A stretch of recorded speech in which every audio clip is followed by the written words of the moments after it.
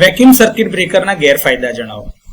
તો 33 કિલોવોલ્ટથી વધુ વોલ્ટેજ માટે SF6 અથવા તો એર બ્લાસ્ટ બ્રેકર્સની તુલનામાં મલ્ટિપલ વેક્યુમ ઇન્ટરપ્ટર્સ પર ફેઝ અને ઇન્સ્યુલેશનનો ખર્ચ ખૂબ વધારે થઈ જાય છે. VCBની શોર્ટ સર્કિટ કરંટને અટકાવવાની ક્ષમતા મર્યાદિત છે, આથી તે ખૂબ ઊંચા વોલ્ટેજ લેવલ માટે યોગ્ય નથી.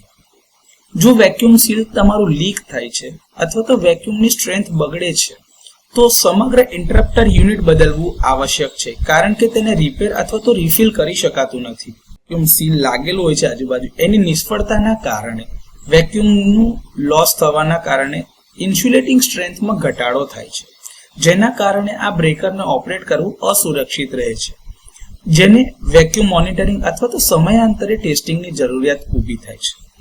નાના ઇન્ડક્ટિવ અથવા તો કેપેસિટિવ કરંટને જ્યારે ઇન્ટરપ્ટ કરતા હોઈએ છે તે વખતે VCB ઝડપી કરંટ ઓલવવા માટે ઉચ્ચ ડાયલેક્ટ્રિક રિકવરી રેટના કારણે હાઈ વોલ્ટેજ ટ્રાન્ઝિયન્ટ ઉત્પન્ન કરી શકે છે. જો કે મેન્ટેનન્સ ભલે ઓછું હોય છતાં VCBનો શરૂઆતનો જે ઉત્પાદન ખર્ચ એટલે જે પ્રોડક્શનનો જે કોસ્ટ છે એ સમાન રેટિંગ વાળા ઓઇલ અથવા તો એર સર્કિટ બ્રેકર કરતાં ઘણો વધારે છે.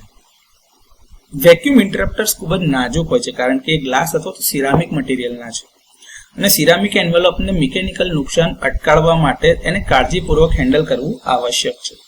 તો આ વેક્યુમ સર્કિટ બ્રેકર્સના થોડા ગેરફાયદાઓ.